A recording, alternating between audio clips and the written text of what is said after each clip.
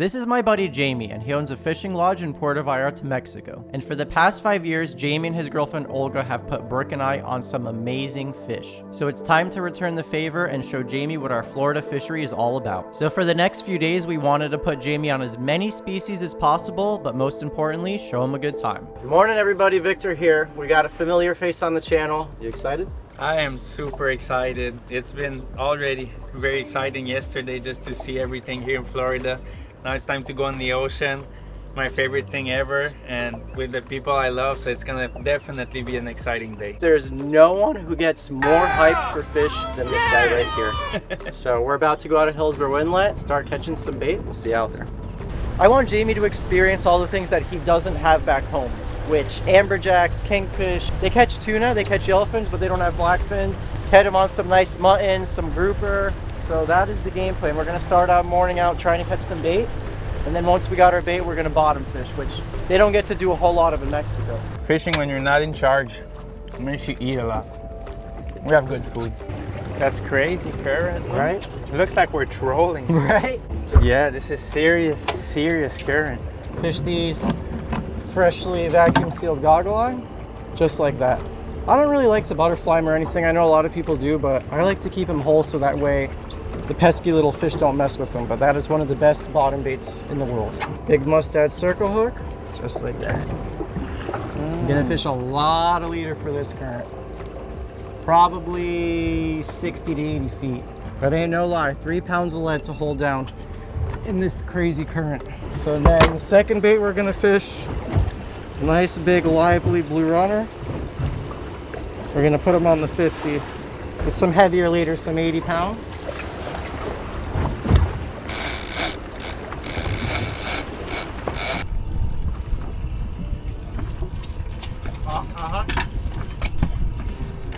Come on, Jamie.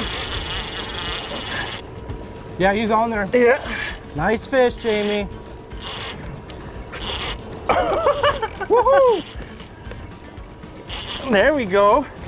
That's a big mutton or grouper. It feels very different to fight a fish with 3 pound lead on, for sure. Do you have to rush it or something? Or? No, just take your time. Holy, whoo! That's a strong fish, whatever that is. The last time we were here, Jamie, we caught a 14 pound mutton snapper. God, that thing feels so heavy. Kind of feels like it's on bottom or something. I definitely felt many head shakes, but now, oh, there it goes. I got the rest of 3/4 of a goggle eye. Something happened, first bite, very excited, but it felt like it got into some type of structure on bottom. Let's go for one more. I would say this is the most current we've ever fished in. If you look at the water just flowing past the motors, it's insane. It's like you're inside an inlet right now. I switched to 4 pounds of lead. Way too much current to fish to the light rods, so we're going both bent butts. You got to work with the conditions you've got. Awesome. Oh, I'm just getting a bite. He's on there.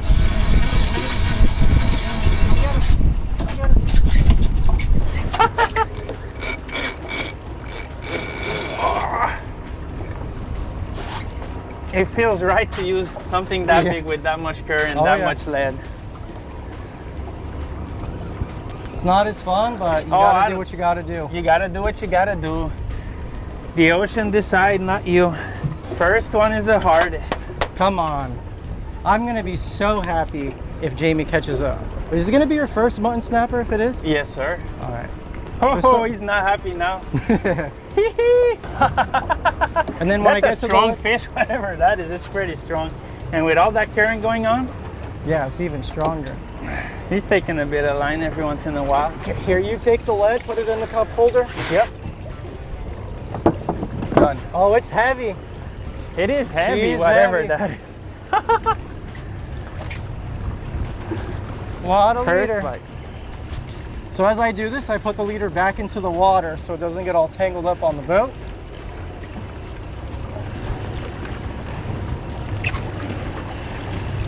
Oh, it's an African pompano. Nice. Nice. All right. Not a mutton snapper, but so pretty. We're gonna have to measure. Gorgeous fish. And when the African pompano are small like this, you guys see its dorsal fin, they have those tracers. Those tracers are gorgeous. As they get older, they'll lose them. Look at that. First fish here outside of Fort Lauderdale. Just like back home. First fish is the hardest. Well, he's actually legal. He's right. He's just above 24 inches fork length. So he's keeper. He's going in the box. You heard the boss. Going in the box. So this is all so different. In Mexico, there's not a lot of rules. So as soon as we got that fish on board, the guys were thinking, is it big enough? Which is not something I usually think about.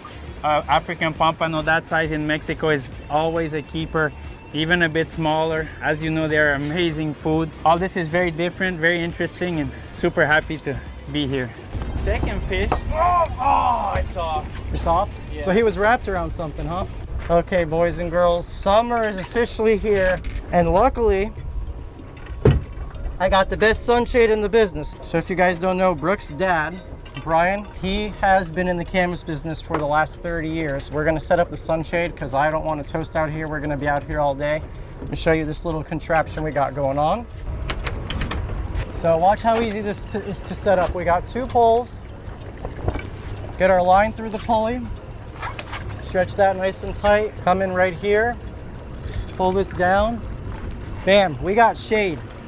You guys, summer is here. It is hot. You want to protect your skin. You want to stay nice and cool. A lot of people think that you can't fish with the sunshade, but you could troll with this thing. You could bottom fish with this thing. You could drift with this thing. Is it in the way? Look at how much shade we just got in the boat immediately. My father-in-law, Brian, he owns the canvas factory. It's a family business, and him and Fisher, Brooke's brother, they make these amazing custom sunshades. Every single one is custom designed for your boat. They do bow and aft sunshades. They're the best. I'm telling you right now, they don't skimp out on anything. You see a lot of sunshades on the market that are production made, that are made to fit all boats. A custom sunshade is the way to go when it comes to getting the maximum amount of shade on your boat. So if you guys are interested in a sunshade, stay cool this summer. I'm gonna have all of Canvas Factory stuff linked below as well as a number. It's real simple too. They ship these all over the world. They actually ship a lot to Mexico. So they can make you guys a sunshade anywhere you are in the world. Brian just walks you through on the phone. He takes some measurements. He ships you the poles. You can choose whatever color you want. So stay cool this summer and grab yourself a sunshade from the Canvas Factory. Yeah, he's on, Dennis. Oh, that one felt like a bottom fish. It wasn't running really fast. It's really, really tough. Not trying to make excuses, but dealing with this much current is really hard for bottom fishing because you cannot feel what's going on, but we're trying to make do with what the ocean gives us today. But we're getting bites every 5-6 minutes, so we're gonna keep doing this. He's there. Get him. Man, he's in. There's gotta be a rock or something right there. That's what happened to me earlier. We gotta move a little bit to the left or right because this is like the second or third fish now you get tight on. Even though we're like 300 feet off the structure, there's still a bunch of little like scattered coral heads and things that these fish get us in. Oh, he came out. Yeah, he came out. Doesn't feel too big, but definitely not my bait. Oh, there we go. We just need to find his big papa, Jamie. First one. He's probably not gonna be big enough. The first snapper, I feel like I have a couple snappers bite, but I'm adapting. I'm still adapting. But when I get one, it's gonna be bigger. Jamie, you ever do this to fish in Mexico? No, that would be dead in Mexico, señor. Dead? See? You hear that? You get all the gases out of him, and now he'll be able to swim back to the bottom. Little mutton snapper, first one to start the day. I gotta find his big brother. Come on, take it. Take it, take it, take it. Yeah, he's there. Ah! We might be just getting sharked. I don't think we're breaking off. I think we're getting sharked instantly. I think he's got it. He's got it. Yep. Good bottom fish. Good bottom fish. There we go. Uh-huh. There we go, Papa Biggs. Good head shakes. Come on. Well, we just moved to a new spot a little bit shallower because that last spot I think we were getting sharked a lot. I think we thought we were getting broken off, but we would get connected to our fish, and then like 10 seconds later, you just break off. I'm pretty sure it was sharks eating our fish, so moved out and already had 2 bites here. Different spot. Stayed nice and cool under the sunshade. Too heavy? Too heavy. I hope it's not a shark, but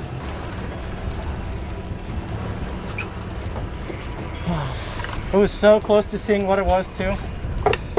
I almost want to say I had a fish and then it got eaten by a shark. Probably a shark. Shark problem is out of control. I don't know what to do about it. I don't know. I'm just sad. I want Jamie to have a good time, and so far we've just been feeding fish to sharks. If I didn't know yet, my dog would not be called Dexter. Oh, it's a pit bull. It's a pit bull. He's got the coolest dog in Mexico, and he was just saying how, you know, we bring him a bunch of knives when we go there, and they're called Dexters, and they name their dog Dexter. He's this cute little, he's kind of a bag of rocks. he's cute as heck. His name's Dexter. All right, guys, we are back out here. It's the next morning. Today's game plan, I don't really know what we're gonna do. Kind of got the rods to do everything again. Still a lot of current, and we're only in 70 feet. But as soon as we got here, I marked a ton of fish that looked like kingfish. So we're flatlining a gog. See if Jamie can't get on his first kingfish. We're having success right away. That Garmin is looking crazy, so Dennis told me to drop the sabiki, and something got it, something pretty small. Oh, it's a grunt. Oh, well, there's my first ever grunt. All right, look at what we got going on. The hoop net's in the water. What you doing, Dennis? We are belly hooping. Sometimes this works really well. Sometimes, due to conditions, They're in there. Oh, yeah, you got him good. wow, they all just swim in there like. So he's got that big hoop net right there, and you just let it sit in the current, and the chum is going from our boat kind of behind the net, and they kind of just get stuck in there, and then he's gonna pull it. Oh, we got a lot. Yeah. Yeah, this is it. They're friendly with their other. Yeah, they're gonna stay up top. Loaded up on baits. Now we're gonna go and fish. There's a lot of fish here because a lot of our sabikis we'd get cut in half. So I think there's some kings down there. We might just try right here, but feels good when you get on the baits like we just did. Something ate the goggle eye. Papa Vic got a goggle eye and a blue runner in the back, and they could not resist that goggle eye. It's been swimming for a while, but let's see what it gets us. It's here. Kingfish? It looks like it. Yeah. Yeah, nice king, Jamie.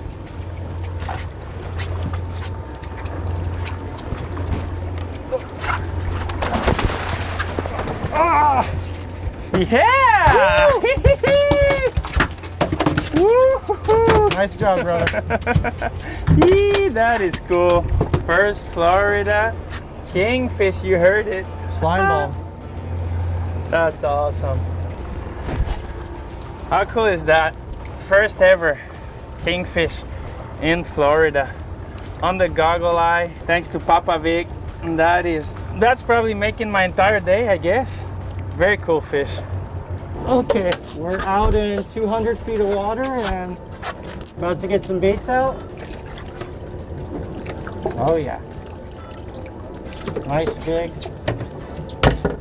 juicy sardine. We're gonna throat hook them. We're gonna do some with wire and some with 40-pound fluorocarbon for the tunas. We don't really have much east to west drift because we don't really have any wind, so it's kind of just, the drift is all really dictated by the current right now. And the current's pushing us north, so our bait should sit behind the boat like that. Breakfast. This has been the hot rod, man, just dropping a sardine all the way to the bottom every single time it gets hit. But we changed up the system. Instead of the swivels, I put on that blue clip so we can take the lead off so we don't have to hand line a crazy tuna or bonito. But the fish are definitely sitting deep. No bites on any of the other rods so far. Yeah, nice tail beats like a tuna would have. Just hope he doesn't get tangled with that other rod. Maybe reel that one in, Jamie, so we don't, well, no, leave it out, leave it out. The blackfins will usually stay way more vertical with you in pinwheel, whereas the bonito, they feel that tension and they try to shake that hook and they'll swim to the surface and they'll change directions a lot, whereas a blackfin will kind of stay more up and down with you like this the fish is doing. So they're down deep, we got to drop our baits much deeper. Pinch it. Yeah, he's pinwheeling like a tuna. I know you have a lot of experience gaffing tuna. Nice tuna. Woo! There we go. All the way on the bottom. Good job. Nice gaff shot. All right, nice little blackfin. The last one we caught out here, 30 pounder. This guy is probably around 10, 12 pounds. These are your standard size fish. Anywhere from 10 to 30 pounds is what we usually catch out here, but gorgeous little football. Got those signature big pectoral fins. We're gonna drop some more baits to the bottom and get another one.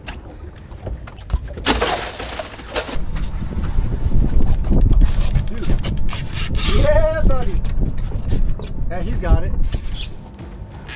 That is such a West Coast thing in the left armpit. That's how you fight fish, huh? Well, normally I use the little cushions, but here I don't want to be laughed at, so. Yeah. Wow, See? that's heavy. That combo feels comfortable. Old Macaira with some Floridian rods. Feels very, very good. Not a bonito, right? No, that's a heavy fish, Vic. Not a bonito. Couple runs, nice ones. They're way down there. It's funny, we pretty much never catch tuna deep in Mexico. We always catch them on the surface or the first 100 feet. Pretty cool to target them in deeper water. I'm rigging up another rod the same way. Yeah, why? It's the only way, no? Yeah, it's the only thing that's working. And it's working well. It didn't touch bottom, I think, in the last 3 drops. There was a lot of line out there. Glad I had that protein bar. It's cool to see how different people react to your different fisheries. You know, he doesn't catch tuna this deep. It's cool. When we go and travel, we get to experience other people's fisheries, and he gets to do the same with ours. It is a little amberjack.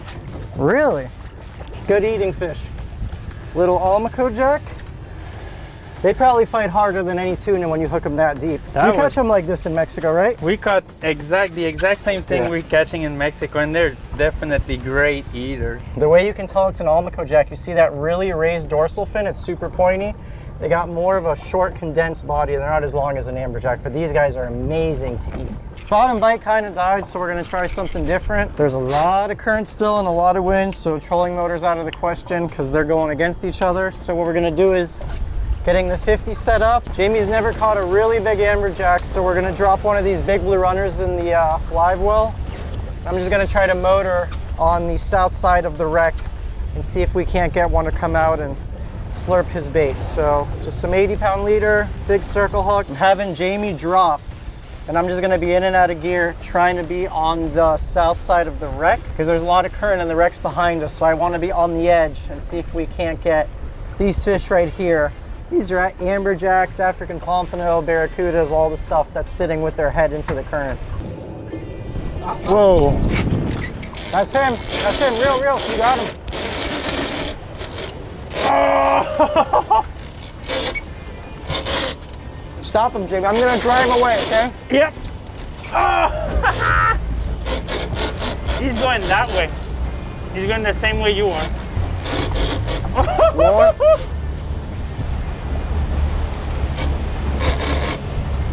All right, we're gonna try to drive him off of the wreck now. Come on, big baby. No, don't, you're good. We're far away from the wreck now. Okay. You're good. You should be able to fight him good now. I'll fight him from here? Yep, you're good.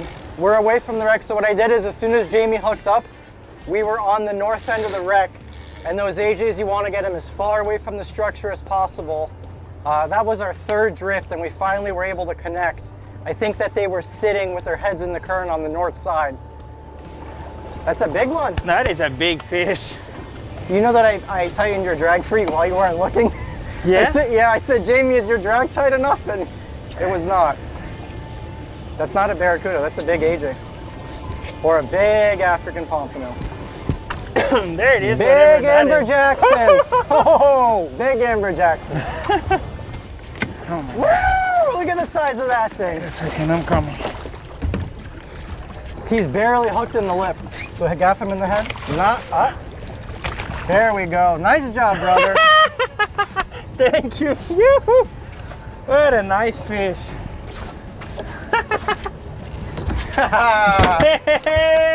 Hey, that's what you came to Florida for, huh? That's the first for me. That is a first for me, buddy. Hey, don't they fight so hard on the 50? Well, imagine on the spinning reel. That's a very cool setup to do it in the rod holder, bent butt. For old men like us, that's very, very good. You know, you got to thank Dennis because I wanted to leave, and Dennis is like, let's do one more drift. Dennis always has the good ideas. Thank you. Always good ideas. Thank you for everything. So what? We got Jamy kingfish, African pompano, blackfin tuna, mutton snapper yesterday. Now his first greater amberjack. They have Almaco Jackson in Mexico, but they don't have these guys right here. Mustad circle hook right in the corner, but it was barely hooked, just in the soft part of the lip. All right, we got Jamy his first greater amberjack. These guys, this guy's probably only like 25 pounds, which still big, but it's crazy. They get over 100 pounds. Some of the hardest fighting fish in the ocean. Ain't that right, Jamy? That is a very, very strong fish. Very cool fight. Couldn't be happier. So we're gonna bleed them and get them on ice. A lot of people throw these back, but they're one of my favorite fish to eat. You guys will see that in the catch and cook. Jamy, what you got there? Eat, my friend. Oh, What you got there? Flanagan's. You had your first Flanagan's experience, huh? I asked them for real Floridian food. That's where they brought me, and couldn't be happier with it. Still eating it.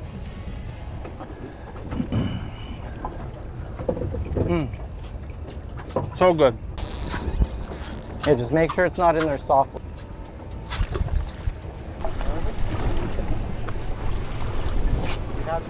Yep. That's a fish. You still have them? Yep.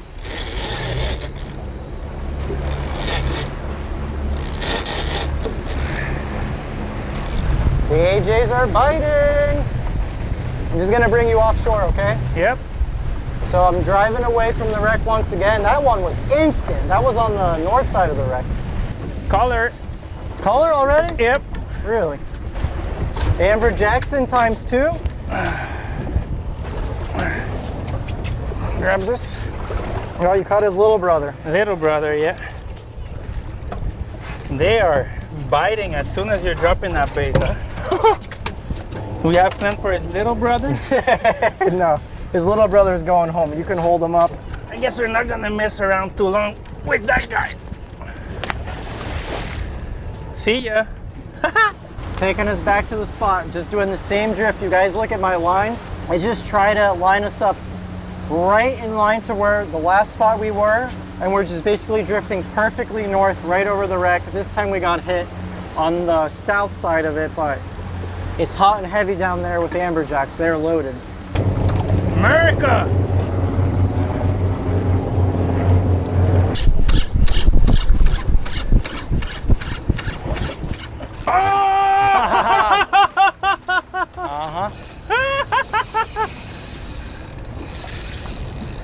What leader do I have on 80 pound, you're good. Are you sure I'm good? Yeah, you're good. You got 80 pound. Something Going up shaky. top. Yeah, it's going up top like a bonito. Well, it's stronger than the bonito. That would be the strongest bonito. You think? Yeah. Big one. Well, that was a cool bite, whatever that was. First one on the Floridian jig.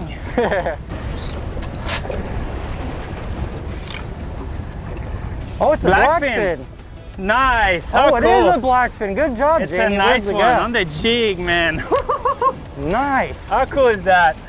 Bring him over here. I felt that was bigger than the bonito. That's a nice one. Let me bring it to you. I got you. There it is. There it is. Woo! There we go. Blackfin number 2. There we go. Good job. That's my first ever tuna on a jig. How cool is that, buddy?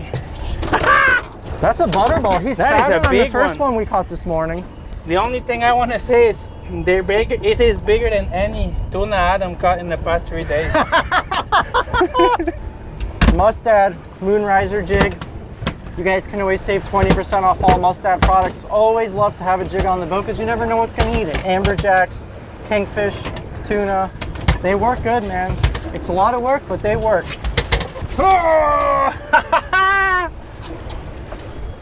I think this is the biggest blackfin I've ever caught, and to catch it on the jig made it special. They tried to scare me and tell me that was a bonito, but I couldn't believe it. It was strong. Love to see that. Very, very cool catch on the jig. Here. Not a bad box, boys. All right, guys, we're starting our morning out looking for bait. This is our third day of fishing with Jamie. Just rolled out of the inlet. Our buddy actually gave us word that there's sardines out here, so we're looking for Deans. Jamie's already hungry, eating an orange, but he's got his D-hooker ready. D-hooker ready. Florida State, Orange State. That's them. All right, that is what we want to see. We need a couple more of these pulls and we'll be good to go. We only need enough bait to fish for the day. We're not going to pen these up, but nice. Oh, I lost one. I'm excited. Captain's enjoying and looking forward to these types of conditions. 1.5, 2 miles current. It feels like we are in Death Valley right now. It's hot, boys. Whoa! Yeah. Come on, Jamie. Wait until he's taking it. Oh, he's got it, no? Circle hook. Yeah. He's There got he it. is. There he is. Nice job. Woohoo! What a cool bite. That thing is digging down, Victor. That's a snapper or grouper. Wow. Oh. Came off. No. Yep. Did it? Did Yep. it feel like you got sharked? Maybe, yeah. It started running very fast and then toop. Lost their first fish to probably a shark. All the people visiting me from Florida always complaining about shark. I get you now. I guess it was a shark, I don't know. Probably. Felt very heavy, running fast and cut the line. Let's go for one more. Yes. I got him. I got him. Yeah. Old Rodney doing the trick.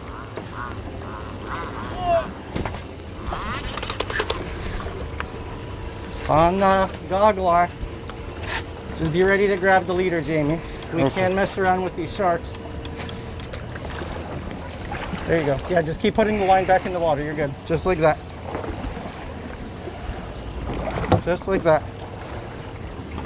Cheek. Nice. Yes. Ready for this? Woo! That's what we want. Good work. Yes. What a cool fish. That's probably what you had, Jamie. That is what I had, most probably, but I was not as fast as you were. Something tried to get that one also. What a pretty fish with the blues. Look at how gorgeous that is. Let's see if we could get a few more past the sharks. A good way to start the morning. Love that sound. He's there. He's there. Finally got out of the seaweed. So Jamie's hand lining all that long leader in. Something floating up, another mutton. Oh, half a mutton. Ha. Well, that's not good. Definitely some predators here. You think that one would have been legal? It'd be very close. Very close. He also got the circle hook deep in there. Yeah. He was on there for a while. We try to move inshore of the Something wreck, he's eating so the we're goggle not- eyes Oh, out yeah? there. Yep. It's on. Yeah. Yep. He's just not doing much. It's just not doing anything. No. Huh? No. Lazy afternoon fish. He's taking a siesta. He wants to get tangled with the two bottom line. That's what he wants to do. It's a little hammerhead. I've never seen one that small. That's cool. Little mini hammerhead. Wow. That is cool, Jamie. think that's a scalloped hammerhead. We have two species in Florida, scalloped and greater, and that's a little scalloped. Just cut the line as close as you can. Whoa. Maybe not. Bye-bye, little hammerhead. We're gonna be in that one still. Maybe. Nice blue water. Yeah, beautiful blue water. Jamie, how much do you pay for one goggle eye? We pay $1.20 for a goggle eye in Puerto Vallarta. Over here, $100 a dozen, which comes out to around $8 for one. 8 times the price, which is insane. So just to put into perspective, those 3 baits on the kite right there, that's $24 in bait. The price of like 3 Happy Meals on the line right there, and you're not even guaranteed to fish. So let me show you guys our spread. When we're drifting, we're trying to cover all our bases, right?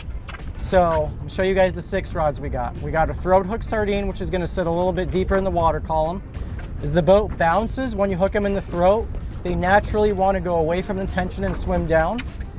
We got another sardine, and this one's got a lead, so I dropped this one like 60, 70 feet down. We got a flatline goggle eye, and then Jamie's working the kites right now, and we have 3 baits on the kite. So you got to think of yourself like this giant sphere, right? And you're drifting in and also north, and you're just trying to cover as much surface area of the water as possible, because a school of tuna or kings, anything could swim by and you might miss them by 10 feet. But now we got baits, you know, 300 feet that way, 300 feet that way. And it just increases your likelihood of hooking up that much more.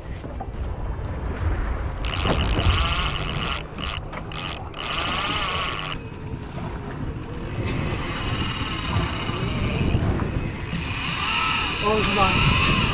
That's on? Jamie. What is happening?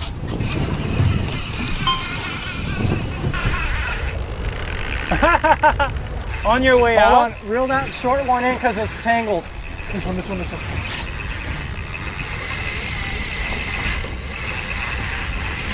Okay, I think it's just underneath it.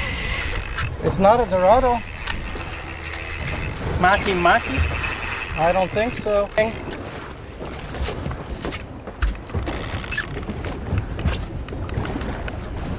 It's a king mackerel. Whoa! Whoa! Doing one last drift and just letting this out. And that far bait just got smoked. Didn't even get the spread out. It's long. I think so. We just released 2 little dolphin that they probably would have been keeper, but just decided to let them go. Because we've kept a lot of mahi this year. It's a king. Jamie's Nice. right here. Good fish.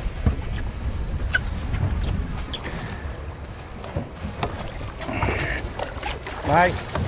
Whoa! He almost bit you. You almost got me. Wow, Nice king on the kite. that is a big one. So you want to keep fishing? Yeah, let's keep fishing for a minute. That's a good sized king. That's probably a 23, 22 pound king. On the kite, goggle eye. Jamie stoned him right in the head, shoulder. Nice gaff shot. We were about to go home and have some dandy donuts. And then that one last kingfish gave us a little fight left in us.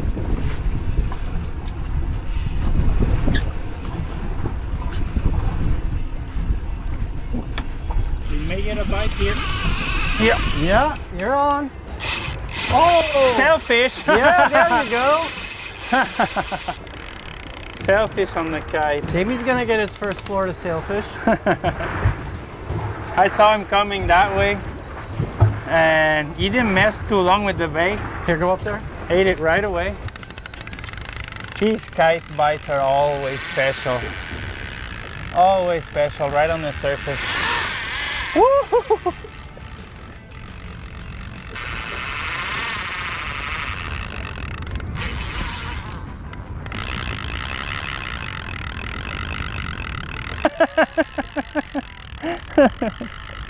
Whoa, he's way out there.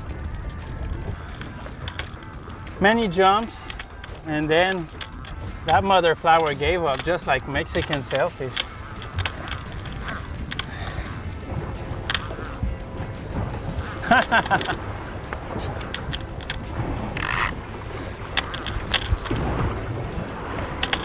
So they catch really big sailfish in Mexico. They have Pacific sails, and they're a much larger species than what we have in Florida.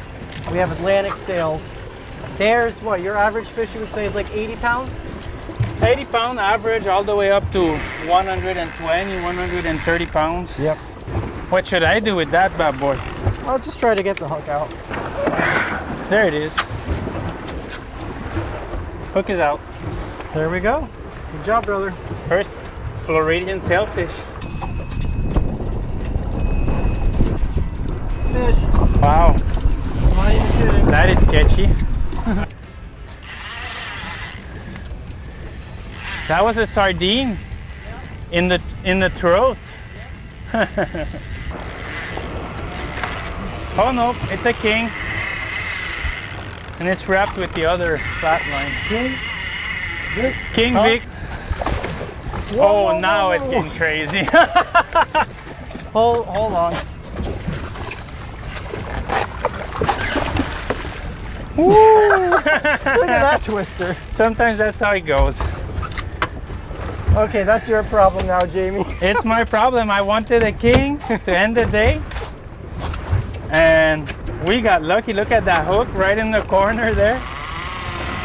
It did it. Tiny mustard circle hook. Dead kingfish. What an incredible 3 days of fishing with Jamie. He got to catch sailfish.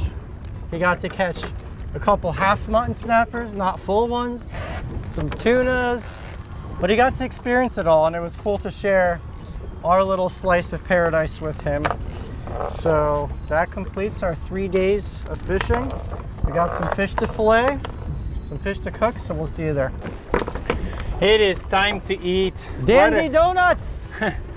I've been promised donuts for the entire week. I guess tonight is the night. Could not be more thankful. I learned many things. These two guys worked their butts off for 3 days from morning to night. Being behind the camera is pretty hard, so good job, Dennis. Thank you very much, Victor, for putting me on many new species, for showing me many new different techniques. That was a very, very cool trip, and I'll definitely be back in Florida. We got all our fish nice and brining right now. Right before we fillet them, I like to put them in a nice brine so they get ice cold. And we're gonna fillet up this amberjack. I'm gonna show you guys how good this meat is and why you shouldn't be afraid of it. A lot of people are afraid of eating amberjack because they're known to have worms, which this fish may very well have, but they're not a harmful type of worm. They're called spaghetti worms. And if they're in here, I'll even eat them raw to prove to you that there's nothing wrong with them. I've eaten them raw many a times. And that's why this fish gets called trash. See, they're right there, look at this. Before we even get to the other side. See that? No cuts, no edits. Tastes like nothing. If I'm willing to eat them raw, you sure as heck can eat them cooked.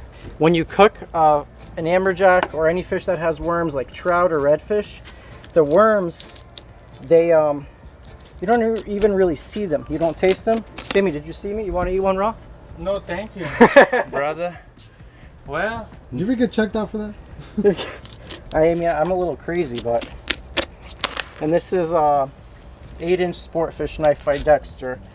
Real good knife for filleting big, meaty fish like this. Going over those rib cage, and you guys can save 20% off all Dexter knives. Use my code MANSHARK. Look at that slab. Oh yeah. So, see, they really didn't have very many worms, just a little bit by the tail. What you mean to tell me you're gonna throw a fish back? Oh, there's a little by the head. But if the worms really bother you that much, you can just take your knife and just trim that one little section of worms away. So we got 4 pieces of amberjack for me, Brooke, Dennis, and Jamie. And as you guys know, Brooke is pregnant. So if I'm able to feed my pregnant wife worm-infested fish, there's no reason a normal, healthy adult human can't have one. And we're gonna keep it really simple. Chef Paul's blackened seasoning on both sides of this fish. And it is a really dense, firm fish. So what I did is I cut along the midsection because they have really tall shoulder pieces and they wouldn't cook evenly and it'd be really dry on the outside and not as moist in the middle. So I just sliced it right down the middle to give us a little bit of a thinner profile for our fish. Saute pan, some olive oil, and we're gonna toast our orzo pasta before we cook it in water. Just give it a little color. And this stuff right here, really good for like a chicken-based chicken stock. Just gonna put like 2 tablespoons of this into our orzo to season it up. Saute pan or fry pan, some olive oil, half a stick of butter. The more I cook fish, the less afraid I am of using more butter because not all of it gets into your fish. And fish is so lean, you can't be afraid of using a lot of fat when it comes to cooking fish. Amberjack going in.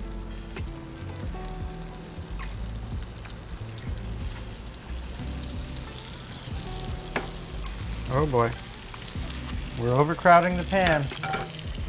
This is my life, running back and forth from the inside to the outside. Let's flip these, make sure they're not burning. Oh yeah, that's what you want. Nice blackened crust. And then we're gonna serve this with some orzo and a little corn salad. And here I got corn, feta cheese, Parmesan, grape tomatoes, scallions, cucumber. Gonna hit it with a little lemon olive oil, some red wine vinegar, some freshly cracked pepper. Real light salad. It's been so hot in Florida. We took the day off. It's Jamie's like 4th day here. We took him fishing twice. We're gonna do an all-day send tomorrow, but we had a nice off day of just eating light food. I'll just give this a mix. Oh, the fish is done. And I'm looking for 145 on the thermometer. I cook fish all the time. You guys see that. I got no shame in my game. There's nothing more accurate than a meat thermometer in terms of letting you know when your fish is done and fully cooked. Okay, they're all done. Now watch this. I'm not wasting any of this. All that blackened butter goes right back on top of that fish. We got our orzo pasta. Jamie, I'm excited for you. Finally get to cook for you. Fish. You already cooked very good fish for me in Mexico, but I feel like you're even better on your home grounds. Yeah, home turf, home field advantage is a big thing. Cooking in a foreign kitchen is never easy. Yeah, sometimes my mechanic Caesars remembers me of that time where you cooked sailfish and with some teriyaki sauce or something very different that he still talks about it. Yeah? I think. Yep, and that's from last year. Going down with our amberjack.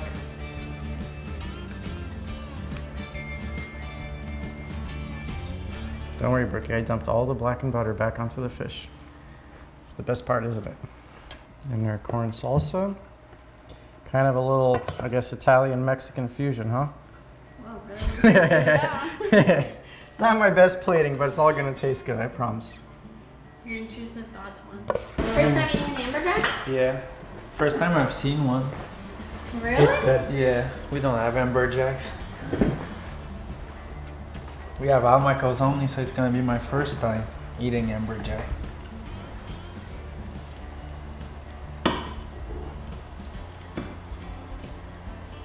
Wow, It's a dense fish.